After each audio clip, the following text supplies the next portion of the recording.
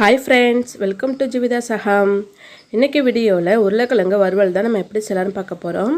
இந்த வறுவல் ரசம் சாதம், தயிர் சாதம், சாம்பார் சாதம், வெரைட்டி ரைஸ்க்கு ரொம்ப சூப்பரா இருக்கும். ரொம்பவே சிம்பிளா செஞ்சிடலாம். வாங்க எப்படி செய்யலாம்னு பார்க்கலாம். இப்போ மீடியம் சைஸ் உருளைக்கிழங்கு 3 எடுத்துர்க்கங்க. இத தோல் சீவிட்டு சின்ன சின்னதா கட் பண்ணி வச்சிருக்கங்க. இப்போ வேற ஒரு பாத்திரத்துல நம்ம கட் பண்ணி வச்சிருக்கிற உருளைக்கிழங்கை நம்ம சேர்த்துக்கலாம்.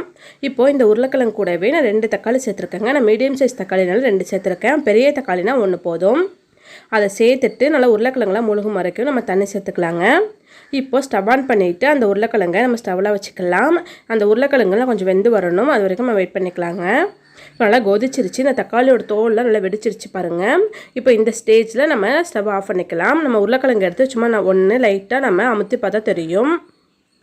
ரொம்ப குலைவாகவும் இருக்கக்கூடாது, ஆனால் அதே சமயம் நல்லா வெந்திருக்கணும். பாருங்க, அமுத்துனா நல்லா வெந்திருக்கு.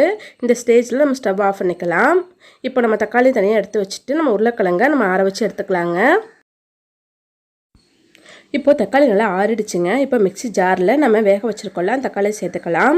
அது கூடவே 6 பல் பூண்டு சேர்த்துக்கலாங்க. சின்ன துண்டு இஞ்சி சேர்த்துக்கலாம். சேர்த்துட்டு நல்லா நைஸாக அரைச்சி எடுத்துகிட்டு வந்துக்கலாங்க. இப்போ நல்லா நைஸாக அரைச்சி எடுத்தாச்சுங்க. இப்போ ஸ்டவ் ஆன் பண்ணிவிட்டு நான் ஒரு கடாயை வச்சுருக்கேங்க. கடாய் நல்லா சூடானதும் நான் அதில் 2 ஸ்பூன் அளவுக்கு எண்ணெய் சேர்த்துருக்கேங்க. இப்போ நம்ம வேக வச்சுருக்கோம்ல அந்த உருளைக்கிழங்கை ஃபஸ்ட்டு நம்ம நல்லா ரோஸ்ட் பண்ணி எடுத்துக்கலாங்க. வறுத்து எடுத்துக்கலாம். இப்போ உருளைக்கிழங்கெல்லாம் நல்லா வறுபட்டு வந்தாச்சுங்க. இப்போ பாருங்கள் நல்லா ரோஸ்ட் ஆகிடுச்சு. இப்போது நம்ம உருளைக்கிழங்கை மட்டும் நம்ம தனியாக எடுத்து வச்சுக்கலாங்க. இப்போ உருளைக்கிழங்கெல்லாம் நம்ம எடுத்துக்கலாம். எடுத்தாச்சுங்க. இப்போ அதே கடாயில் நான் திரும்பவும் ஒரு 3 ஸ்பூன் அளவுக்கு எண்ணெய் சேர்த்துருக்கேங்க. எண்ணெய் சூடானதும் நான் 1/2 ஸ்பூன் கடுகு, 1/2 ஸ்பூன் ஜீரகம் சேர்த்துருக்கேங்க. ஜீரகம்லாம் பொரிஞ்சதும் நான் ஒரு பெரிய வெங்காயம் இதே போல் பொடிசாக கட் பண்ணி சேர்த்துருக்கேங்க. அதை சேர்த்துட்டு நல்லா வதக்கி விட்டுக்கலாம். வெங்காயம் நல்லா வதங்கினதும் நல்லா வெங்காயம் நல்லா வதங்கிடுச்சு. இப்போது நான் 2 ஸ்பூன் அளவுக்கு நான் குழம்பு மிளகாய் தூள் தான் சேர்த்துருக்கேங்க. அதை சேர்த்துட்டு நல்லா வறுத்து விட்டுக்கலாம். லைட்டாக இப்போது நம்ம சிம்மில் வச்சு தாங்க வறுத்து விடணும். இல்லை மிளகாய் தூள் வந்து கரைஞ்சிடும்.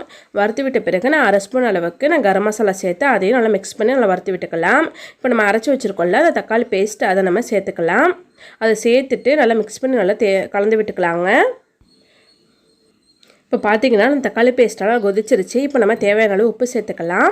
அதை சேர்த்துட்டு நல்லா மிக்ஸ் பண்ணி கலந்து விட்டுக்கலாம். இப்போ நல்லா திக்காயிடுச்சுங்க. இப்போது நம்ம 2 ஸ்பூன் அளவுக்கு தயிர் சேர்த்துக்கலாம். தயிர் சேர்த்துட்டு நல்லா மிக்ஸ் பண்ணி விட்டுக்கலாங்க. இப்போ தயிர் சேர்த்து நல்லா கொஞ்சம் கொதிக்க விடணும். இப்போ நல்லா கொதி வந்துடுச்சு.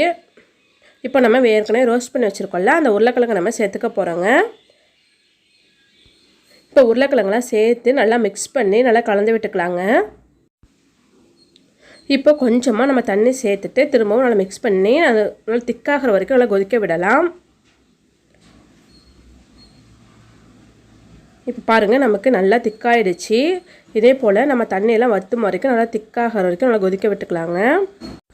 இப்போ கடைசியாக கொஞ்சமாக கட் பண்ணி வச்சுருக்க கொத்தமல்லி தழை சேர்த்துட்டு நல்லா மிக்ஸ் பண்ணி நல்லா கலந்து விட்டுக்கலாம். அவ்வளோதாங்க. இப்போ நம்ம ஸ்டவ் ஆஃப் பண்ணிக்கலாம். நமக்கு ரொம்பவே சூப்பரான உருளைக்கிழங்கு வறுவல் ரெடி ஆகிடுச்சு. இப்போ நம்ம வேற ஒரு பாத்திரத்துக்கு நம்ம மாற்றிக்கலாங்க. இந்த உருளைக்கிழங்கு வறுவல் நீங்களும் செஞ்சு பாருங்கள். ரொம்பவே சூப்பராக இருக்கும். வெரைட்டி ரைஸ்க்குலாம் ரொம்ப சூப்பரான காம்பினேஷனாக இருக்கும். இதே போல் நீங்களும் செஞ்சு பாருங்கள். இந்த வீடியோ பிடிச்சிருந்தா மறக்காமல் சப்ஸ்கிரைப் பண்ணிக்கோங்க. லைக் பண்ணுங்கள், ஷேர் பண்ணுங்கள், கமெண்ட் பண்ணுங்கள். தேங்க்யூ.